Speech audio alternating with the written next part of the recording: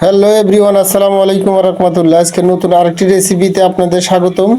আমি আজকে রান্না করব খাসির মাংস। খাসির মাংস রান্না করব, দেখতে থাকুন। কটা বাদাম নিয়ে নিয়েছি, কটা সরিষা নিয়ে নিয়েছি পরিমাণ মতন। খাসির মাংসের পরিমাণ হবে 1 কেজির পরিমাণ, যার কারণে মশলাগুলো দিলে মাংসটা একবারই মনে হয় যে বাবুর্চিরা রান্না করলে যে স্বাদ, সেই স্বাদটা এখানে খুঁজে পাইবেন। লং, দারচিনি, এলাচি দিয়ে দিয়েছি,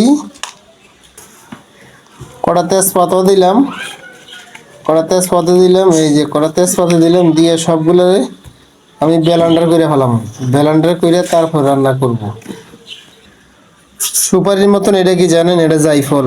এটা হলো জায়ফল দিছি একবারে। গরু মাংস, খাসির মাংসটা রান্না হবে বাবুর্চিদের মতন। দেখতে থাকুন ভিডিওটা। আমি খাসির মাংসটা অবশেষে মাখাইয়া বসাবো, এই জন্য এখানে মাংস দিয়ে দিছি, জিরা দিছি।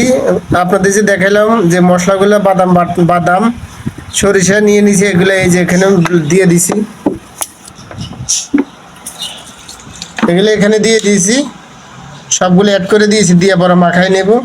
যার কারণে খাসির মাংস তো একটু মাখাইয়া বসাইলে খাইতে ভালো লাগবো, যার কারণে একটু খাসির মাংস একটু হালকা গন্ধ গন্ধ আসে। যাতে গন্ধটা না আসার কারণে, এতে না আসে, তার জন্য আমি এটা মাখাইয়া বসাবো। এই যে আদা, এটা হইলো রসুন বাটা, দিলাম। ওই যে ওটার সাথে আবার লং, দারচিনি, এলাচি, তারপরে দিই বা এটা হইলো আদা বাটা,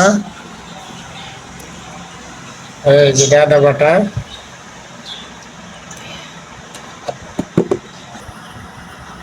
হলুদের পাখি পরিমাণ মতো দিবেন। হলুদের পাখি একটু বেশি হলে আবার খাওয়া যায় না, গন্ধ কয়।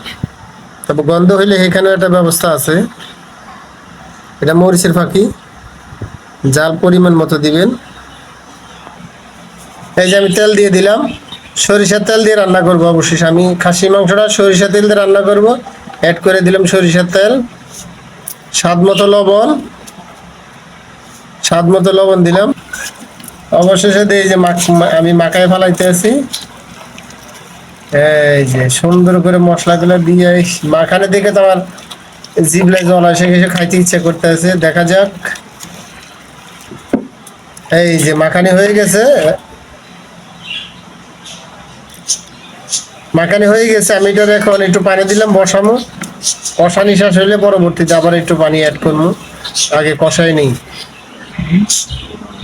দেখছেন সুন্দর আছে কালারটা। অবশেষে আমার মাংসটা হয়ে গেল। এই যে মাংসটা টমেটো লেবু দিয়ে দিছি, যার কারণে খাসি মাংস তো লেবুটা দিলে একটু সুবিধা, যদি কোনো গ্রান কয় সেটা দূর হয়ে যাবে। কালারটা অনেক সুন্দর আছে, দেখছেন?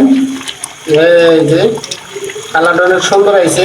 রান্নাটা আমার হয়ে গেছে মাশাআল্লাহ, একবারে বাবুর্চি যেভাবে রান্না করে সেই গোছ হয়ে গেছে। খুব মজা হয়েছে মাশাআল্লাহ, আলহামদুলিল্লাহ। দেখছেন? এই যে হয়ে গেছে। অবশ্যই আমার মাংসটা হয়ে গেল। এই যে